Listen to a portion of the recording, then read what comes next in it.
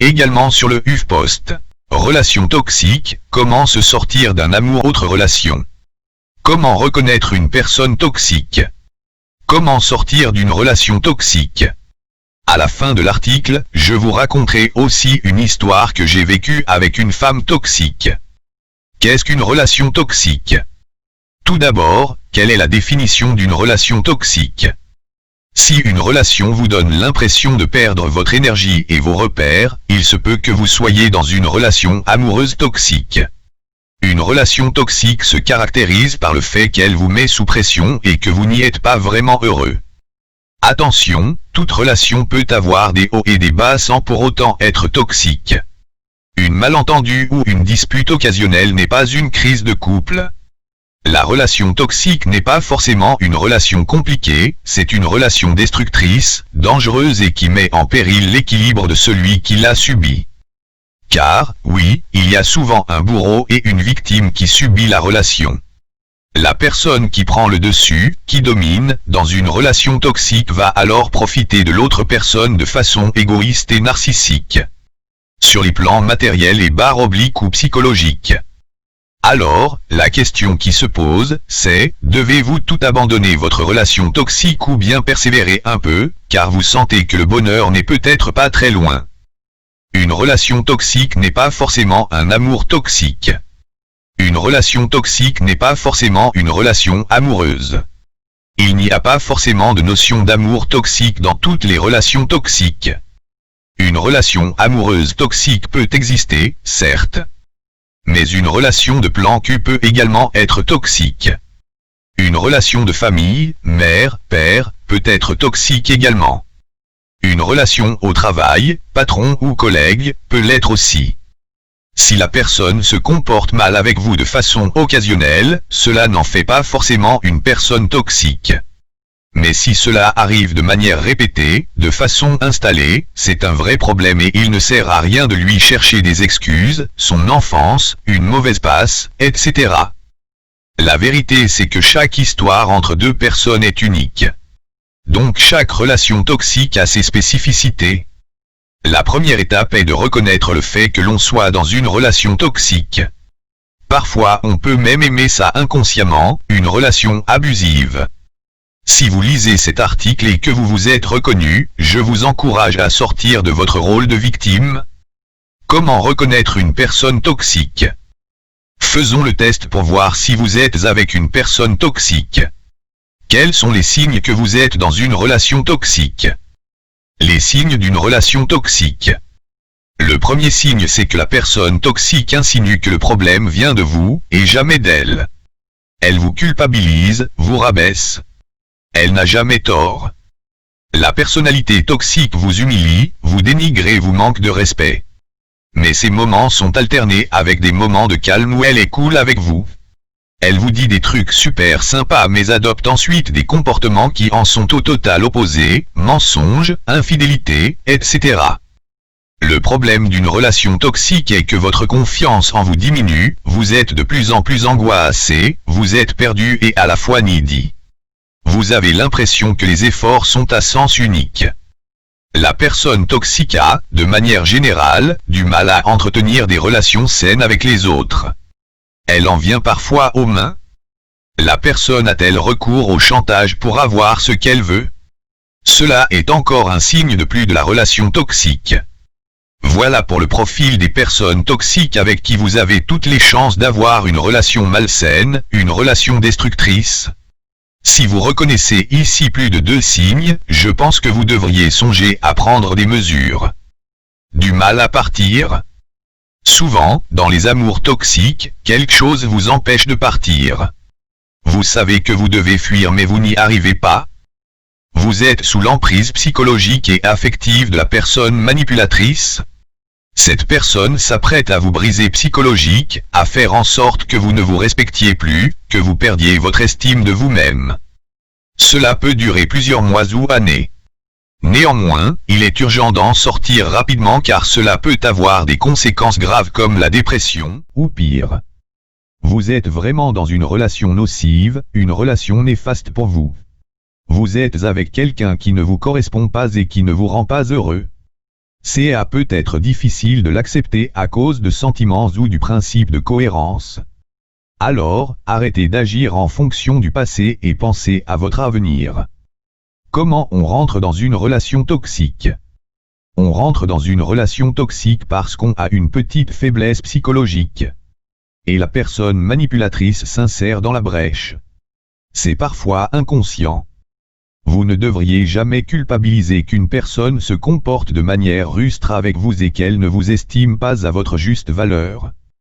Souvent, votre bourreau est personne atteinte de perversion narcissique. On parle souvent de l'homme pervers narcissique mais on parle trop peu de la femme pervers narcissique, la femme toxique. Mais attention, il ne faut pas voir des pervers et des pervers narcissiques partout, donc lisez bien cet article. Un pick-up artiste est-il un pervers narcissique? Parfois, cette personne toxique peut prétendre avoir une grosse confiance en soi mais souffrir d'un manque d'affection et d'une mauvaise image d'elle-même. Elle est dans le déni, comme on dit. Elle pense parvenir à se construire et se faire apprécier en dominant les autres.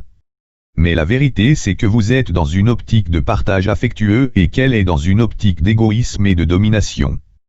De votre côté, vous êtes à un moment de votre vie où vous êtes peut-être dans le doute, en manque d'affection, et il se crée alors une relation de dépendance. Lorsque la dépendance prend le dessus sur des sentiments positifs et sincères, méfiance.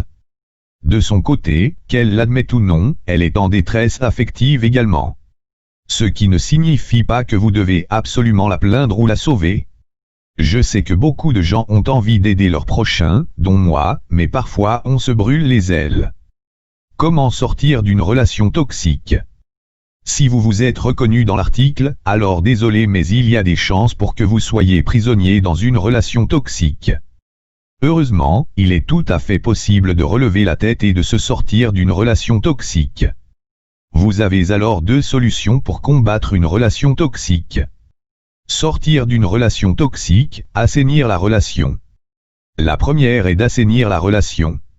C'est la solution la plus difficile à mettre en place parce qu'il est particulièrement difficile de changer la relation qui vous unit et encore plus de changer la personne qui a une personnalité toxique.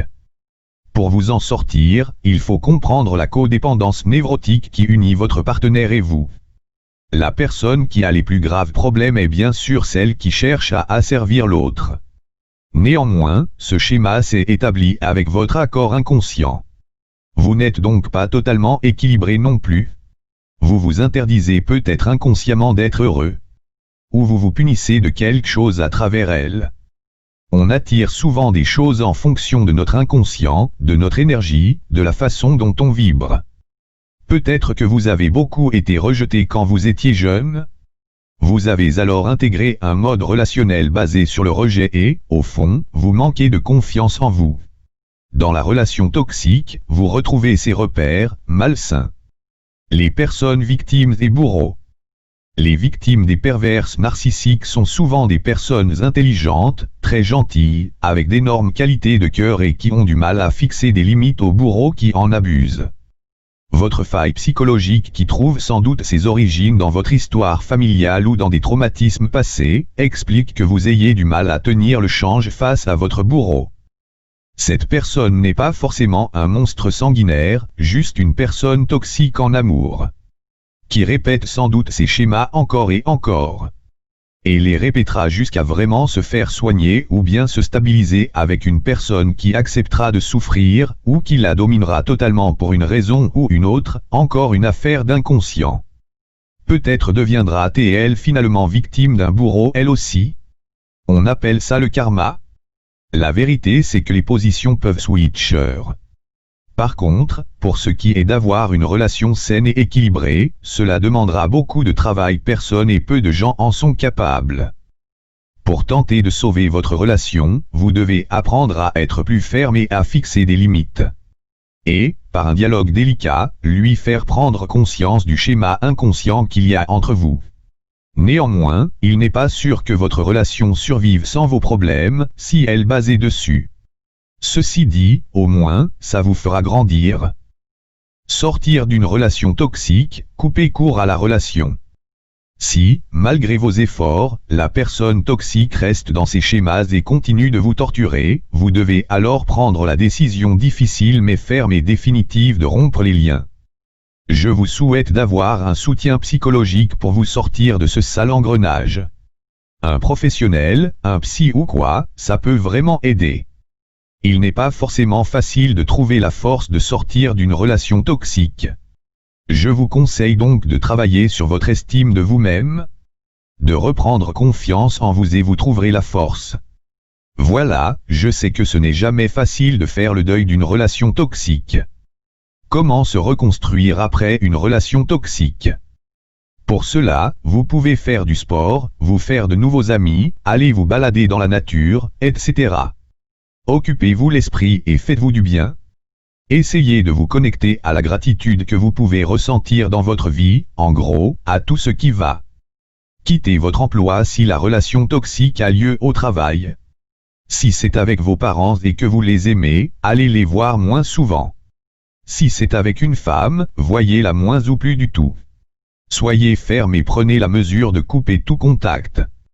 C'est plus facile à dire qu'à faire, je le sais, mais il faut parfois couper tout contact radicalement avec une personne néfaste pour notre épanouissement. Arrêtez de tout lui pardonner sans cesse. Évitez la solitude, ne soyez pas trop seul. Occupez-vous, voyez des gens, sortez, etc. Même si vous n'avez envie que de déprimer. Arrêtez de voir sa tronche sur FB, Instagram, etc., vous pouvez la bloquer. Supprimez son numéro. Ne vous laissez aucun espoir. Les gens veulent toujours être en couple mais vous devez apprécier votre célibat, votre liberté, aussi.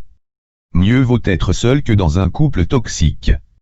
À lire aussi, Obsession amoureuse, comment passer à autre chose après un Anity. Et si la femme toxique revient? Si la personne manipulatrice revient vous vers, faites très attention. Ces gens ont une capacité de persuasion et une emprise sur vous assez puissante. Il peut être difficile de lui dire « non ». Elle peut prétendre qu'elle a changé. Mais qu'a-t-elle réellement mis en place pour changer? Pourquoi est-ce que la maltraitance psychologique ou physique aurait pris fin? Prenez du recul sur la situation, prenez une feuille, divisez-la en deux et faites une liste des pour et des contre de cette relation. Votre esprit sera alors un peu moins embrouillé. En tout cas, si vous décidez de vous remettre à la fréquenter, les efforts doivent devenir partagés. Gardez à l'esprit que le risque de retomber dans le piège et de souffrir est grand. Donc si vous avez réussi à vous en sortir, réfléchissez bien à deux fois.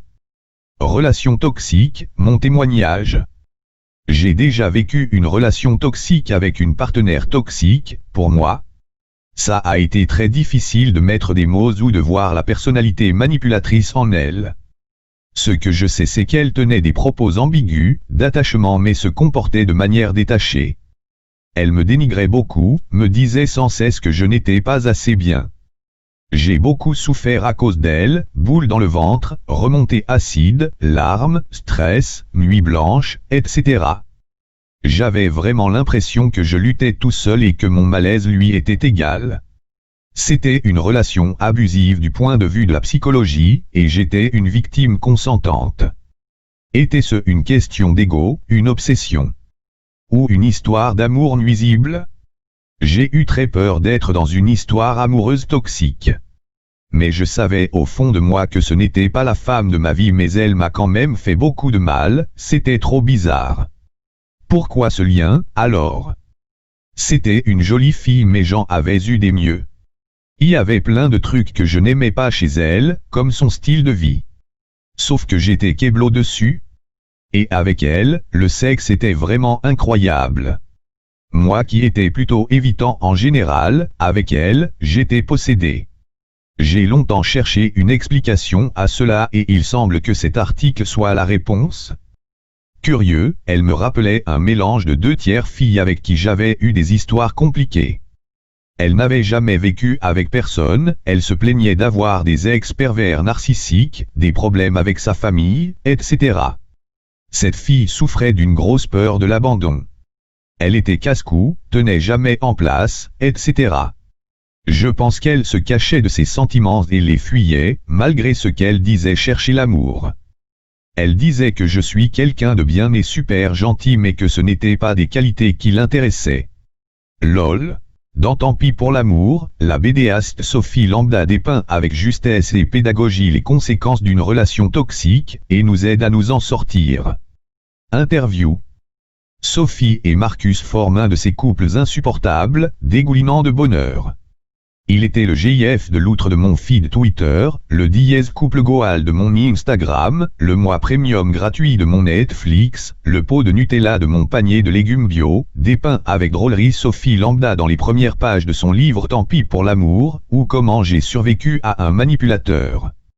Le titre est un indice transparent, cette belle romance ne va pas le rester.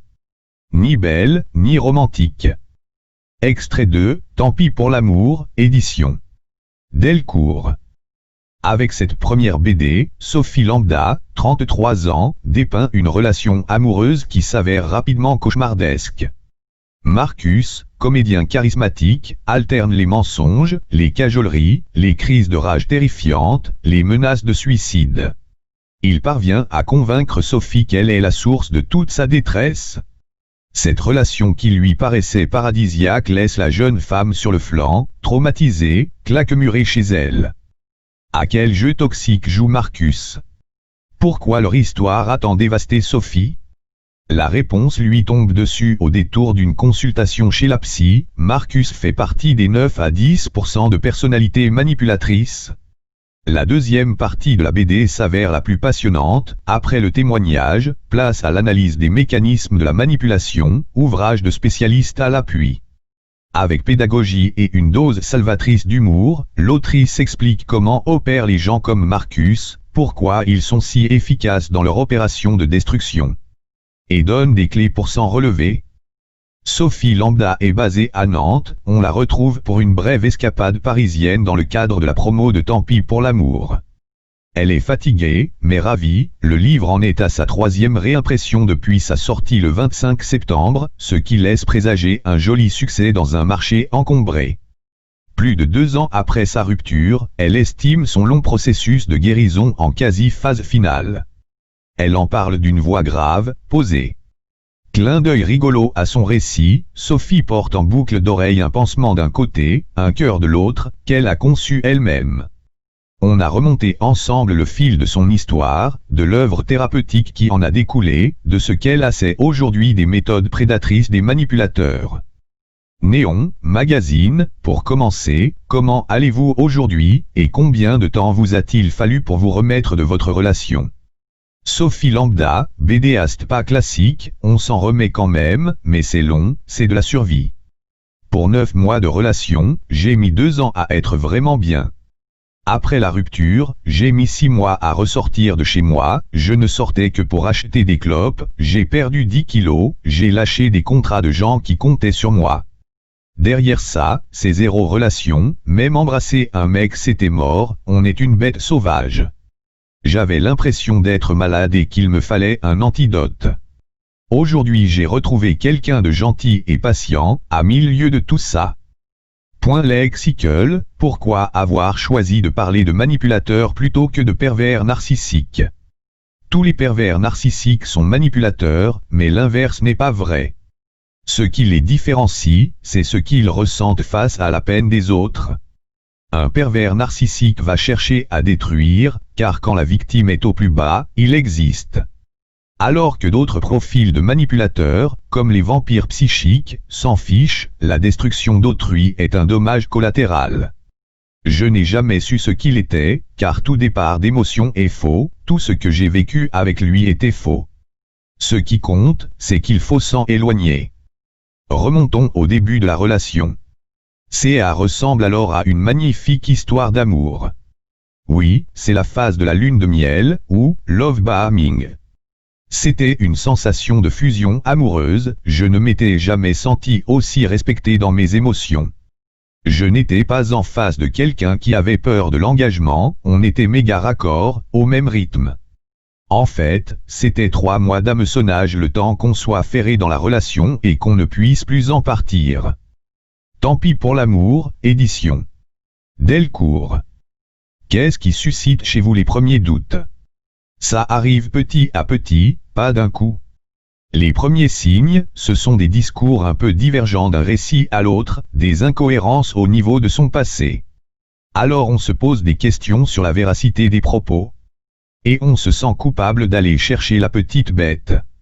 Il me l'a bien fait sentir, pourquoi tu vas aller chercher la merde alors que tout va si bien entre nous? On finit par se taire, mentir par omission aux autres, à nos amis. On culpabilise que ça commence à sentir le roussi. Ensuite, la relation dégénère dans la violence verbale. Ça escalade vite, des crises de violence qui partent toujours de rien. On se dit que c'est un événement isolé, sauf qu'au bout de 15 fois, ce n'est plus une exception, ça devient un système. Un exemple, une fois, il s'est retrouvé à l'hôpital après une crise, il m'a fait comprendre qu'il se sentait oppressé parce qu'un ami venait tout le temps chez lui, qu'il ne pouvait pas bosser. Et j'ai compris par la suite qu'il disait à cet ami que ces crises étaient provoquées, par moi. Je me retrouvais dans des conversations de sourds où j'essayais de faire comprendre à cet ami qu'il fallait qu'il vienne moins souvent, et lui à me dire de prendre mes distances avec mon mec. C'est diviser pour mieux régner. Extrait 2, Tant pis pour l'amour, édition Delcourt. Vous racontez à quel point vous êtes au fond du gouffre après la rupture. C'est rare qu'on parle de l'après-relation et des dégâts au long cours. C'était bien pire après la rupture car déjà les langues se délient. Les amis disent des choses qu'ils n'osaient pas dire avant, je découvre la vérité qui m'échappe depuis toujours. Et lui se victimise, on est le pire des monstres, alors qu'on s'est barré pour sauver notre peau. Peu de temps après notre rupture, j'étais dans une maison pour les 30 ans d'une amie, on s'amusait, c'était la première fois depuis des mois que je passais un week-end acceptable. Alors il m'appelle, je ne réponds pas, sa famille et ses amis me contactent pour me dire, réponds juste cette fois, il ne va pas bien, alors j'ai cédé. C'était des pleurs, des menaces de suicide, de la culpabilisation, et aussi des choses destinées à me faire du mal. Comme quand il disait, j'ai beau être avec d'autres filles, ça ne change rien, alors que 2 jours plus tôt il prétendait qu'il était seul à crever. Ces incohérences, ça rend dingue. À l'inverse, quand j'avais besoin de réponses, il n'était pas là, il m'imposait une mise sous silence. J'ai eu la chance d'être en contact avec une de ses ex, ça m'a sauvé. C'est à partir de la conversation avec elle que je me suis dit qu'il fallait couper les ponts. Quelle est la différence avec la douleur d'une rupture classique? Les dépressions en cas de rupture, j'en ai connu, c'est horrible. Mais là, c'est de l'incompréhension, un sentiment d'inachevé, rien n'a de point final. Il y a un sentiment d'injustice très puissant. L'humain a besoin de réponses. C'est le plus dur, apprendre à lâcher prise sur les réponses qu'on n'aura jamais. Jour et nuit on se demande, pourquoi moi? J'ai mis presque 3 ans à m'en foutre. Par contre les mécanismes, aujourd'hui, je les comprends. Quand avez-vous envisagé de transformer cette relation douloureuse en récit BD? Mon histoire s'est déroulée entre 2016 et 2017, je romps en mars 2017. C'est très rapide comme escalade et comme chute. J'ai commencé à prendre des notes en août de la même année. C'est ma psy qui m'a tendu Les manipulateurs et l'amour, le premier livre qui a déverrouillé tout ça. Comme je le raconte dans la BD, une enclume m'est tombée sur la tête. C'est la première prise de conscience de ce à quoi j'avais eu affaire. Alors, j'ai commencé à lire d'autres bouquins qui en parlaient. Et vous avez eu envie de relayer au plus grand nombre ce que dépeignent ces livres de spécialistes? Tant qu'on n'est pas concerné par le sujet, on n'a pas forcément le temps de lire là-dessus, ou pas les clés. Les concepts de psychologie pure me paraissaient lourds, pas accessibles à tout le monde. Il faut les reformuler, expliquer les choses de manière plus populaire, trouver des métaphores. C'est aussi un problème de classe, on n'a pas forcément le réflexe de se plonger dans la documentation, alors que ce qui m'est arrivé, ça arrive à tout le monde. Je voulais faire un truc universel. À lire. Rupture amicale, dois-tu virer ce pote? Parents toxiques, le compte Instagram qui décortique les relations familiales qui font mal. Existe-t-il des profils types de victimes? Pas du tout, jusqu'à ce que ça me tombe dessus, je me pensais, de manière un peu prétentieuse, au-dessus de ça. Alors qu'en réalité, ce n'est vraiment pas une question d'intelligence. Les femmes que j'ai rencontrées et qui ont été cibles de manipulateurs sont très intelligentes émotionnellement, super fortes. On a l'impression que c'est plus amusant pour eux de chercher des profils comme ça, c'est une espèce de trophée. Plus on refuse, plus ils viennent nous chercher. Ils fonctionnent tous pareil, c'est dingue à quel point ils sont standardisés, ces connards. Tant pis pour l'amour, édition. Delcourt. Les hommes aussi peuvent être victimes, et d'ailleurs il y a autant de manipulatrices que de manipulateurs. On entend moins cette version de l'histoire, pourquoi d'après vous? Les hommes témoignent moins? Dans un contexte de masculinité hégémonique, se reconnaître victime d'une femme, c'est très compliqué. Après la publication de la BD, j'ai reçu 1 millier de messages, à peu près, dont 10 messages d'hommes seulement. Avez-vous déjà pensé aux autres filles que Marcus a pu cibler après vous? C'est même ce qui m'a motivé à faire le bouquin. J'étais détruite, mais au fond je savais que j'allais m'en sortir et qu'il n'aurait pas ma peau définitivement. Mais quand j'ai appris qu'il était de nouveau en couple, je me suis dit, il est en train de recommencer, et ça m'a rendu encore plus dingue que ce qu'il m'a fait à moi. Le côté tueur en série donne envie de les arrêter. Alors j'ai eu envie de faire de la prévention par le récit, de crier sur tous les toits qu'il fallait qu'elle se protège. Histoire que tout ça ne soit pas de la douleur gratos. Quels conseils donnez-vous à celles et ceux qui peuvent se retrouver dans les griffes d'un manipulateur? Est-il possible de lui échapper avant d'être broyé eux? C'est facile à dire avec du recul, on sait tout que l'amour rend con. Il ne faut pas se priver de vivre à fond une belle histoire, ça reste des moments chouettes. Mais dans tout ça, il faut pas oublier les incohérences dérangeantes dans le discours. S'il s'autorise le mensonge, alors on doit s'autoriser la vérité. Si j'avais fait ça dès le début, j'aurais déterré des choses vitales plus vite, j'aurais vu les crises de colère, j'aurais été moins accro. Je serais parti plus tôt.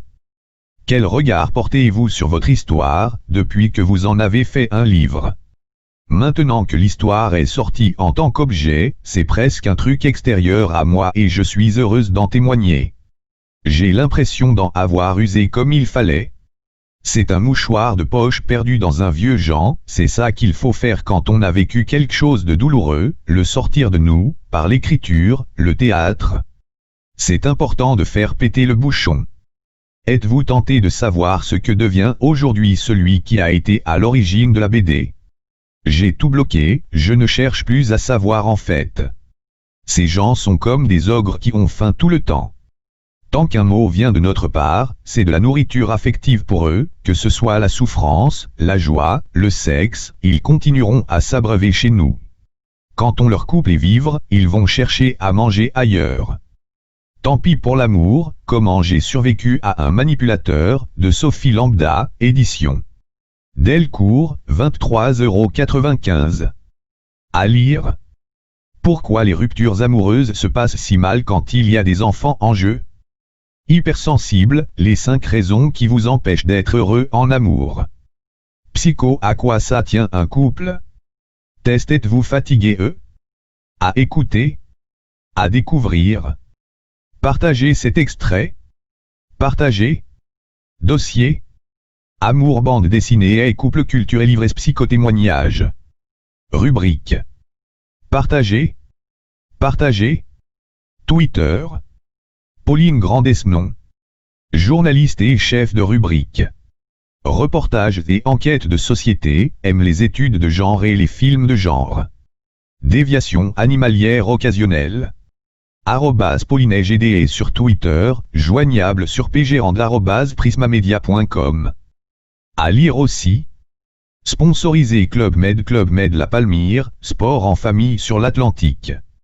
Sponsorisé les top vidéos. Laisse faire, c'est que lui aussi se retrouve enfermé là-dedans. Publicité. As by Ted.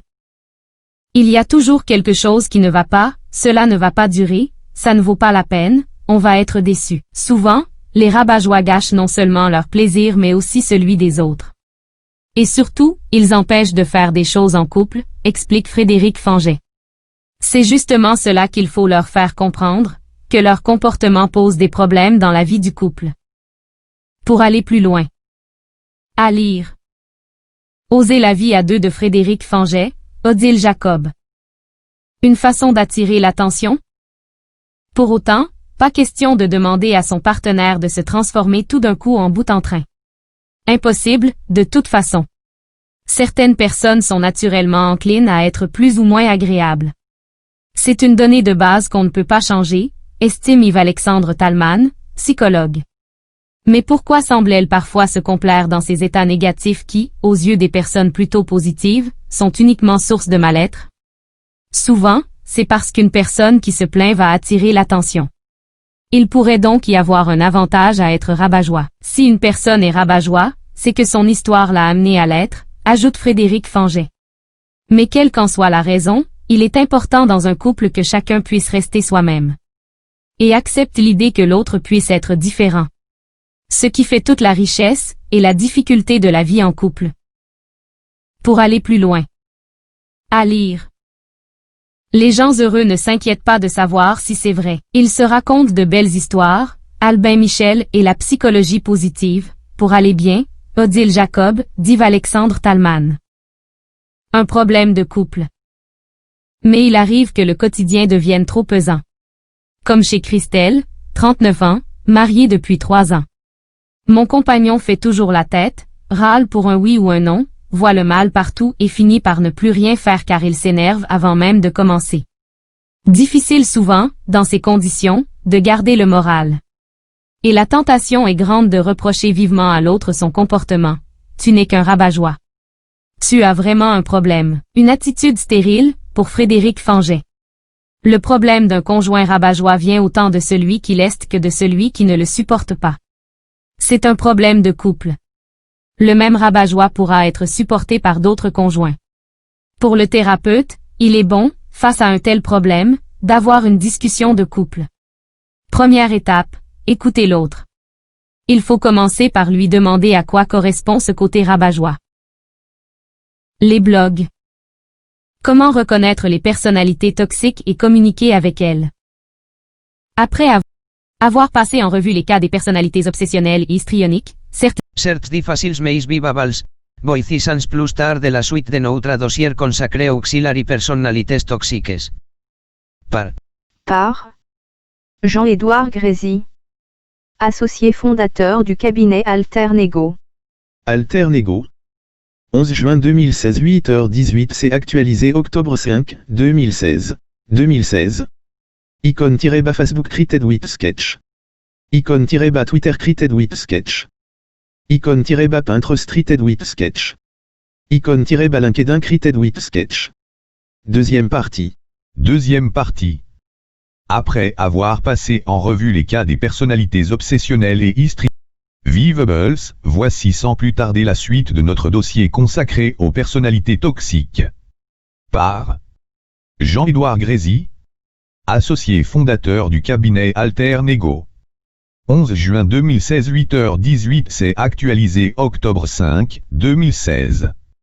Icône-bas Facebook created with sketch.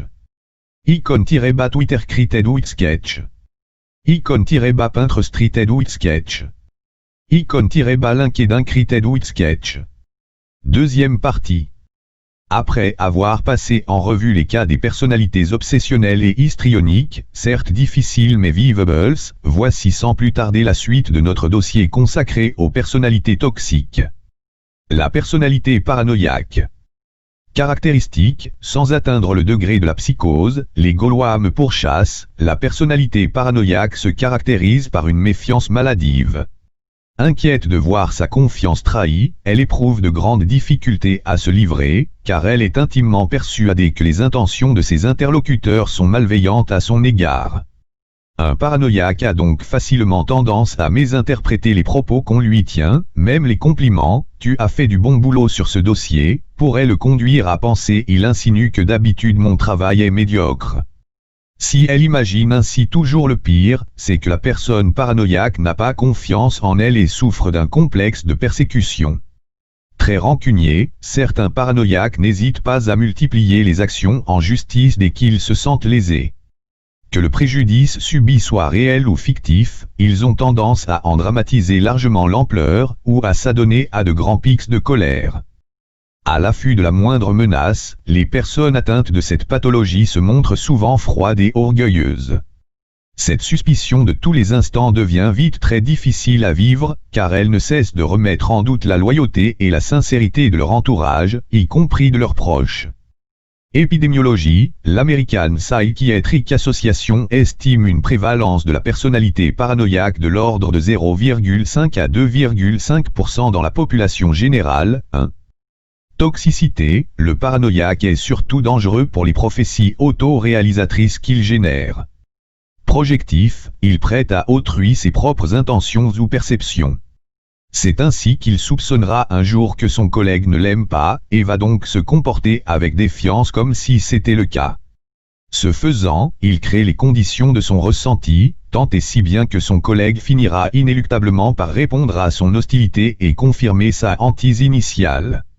Le caractère insidieux du paranoïaque est également éreintant en ce qu'il cherche continuellement à avoir un œil sur tout et sur tout.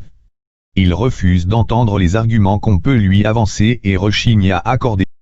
La personnalité perverse narcissique. Caractéristique, la pathologie perverse narcissique est particulièrement malveillante, car les sujets qui en sont atteints jouissent de la souffrance qu'il infligeant à certains de leurs proches, assujettis au rang de victimes. Le pervers narcissique est souvent très brillant et charismatique, ce qui ne fait que décupler son sentiment de supériorité. Il ne lasse d'ailleurs pas de fasciner par son culot, son arrogance et son absence de remords. 3. Une telle suffisance ne doit cependant pas prêter à confusion, le PN souffre en règle générale d'une faible estime de lui-même, ce qui l'amène justement à rechercher de manière excessive l'admiration de son entourage.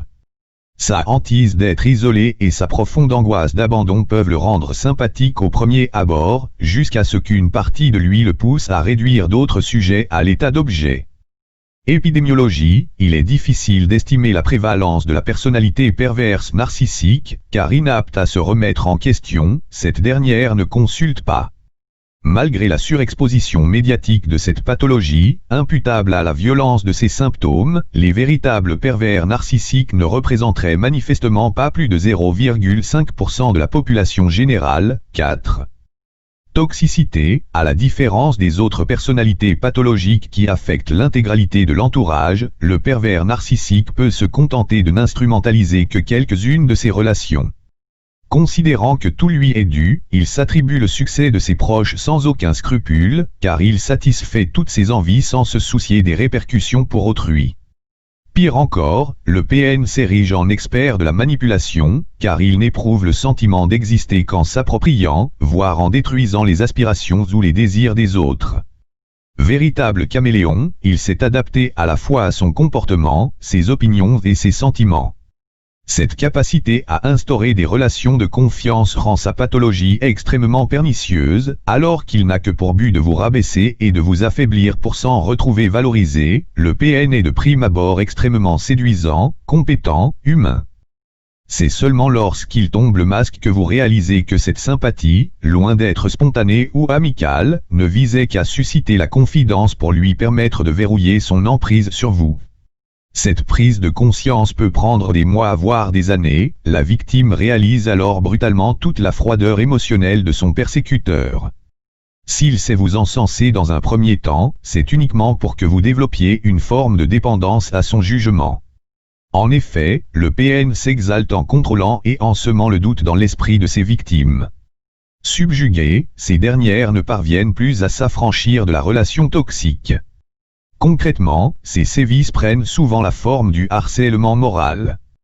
Comment réagir face à un pervers narcissique? Nous ne pouvons que vous recommander de fuir. Si cela n'est malheureusement pas possible, voici quelques conseils qui devraient vous permettre de ne pas trop souffrir de ce type de relation toxique. La première chose à faire est d'identifier vos propres limites, et d'être ferme à leur sujet pour ne pas laisser le PN s'immiscer sur un terrain où il n'a pas sa place. Laissez-le instaurer un climat favorable, mais ne cherchez surtout pas à vous vanter ou à vous mettre en avant, il y verrait l'occasion de nourrir votre ego pour mieux vous contrôler. Lorsqu'il vous fait une demande, formalisez-la explicitement et exigez systématiquement des contreparties sans jamais lui manquer d'égard. Le pervers narcissique présente une faille narcissique considérable. Il a tellement besoin de considération et de reconnaissance qu'il se révèle lui-même finalement très manipulable, il vous suffit ainsi d'amener vos idées comme des pistes émanant de lui.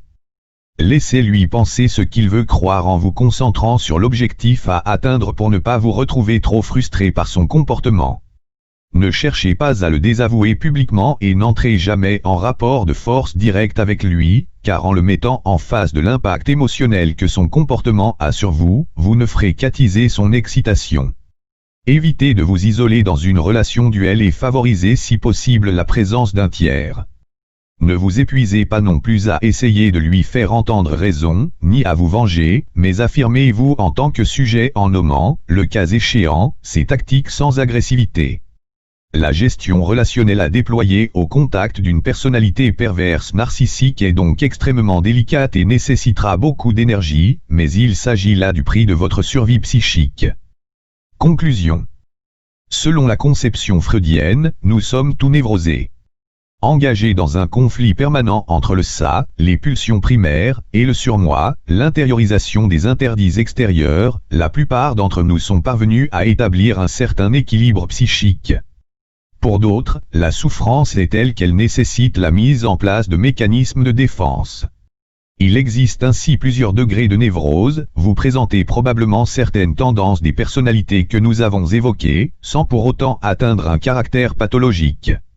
Tout est question de nuance, il nous importe en conclusion de ce dossier de souligner toute l'importance de sa propre introspection. Au-delà des individus, notre société elle-même n'est pas immunisée contre ces tendances pathologiques, et il est toujours intéressant de la diagnostiquer à travers ce prisme. Le triomphe des réseaux sociaux comme celui des selfies par exemple semble en dire long sur les symptômes d'une société désinhibée par ses inclinations narcissiques. Retrouvez la partie 1 de notre dossier sur les personnalités pathologiques.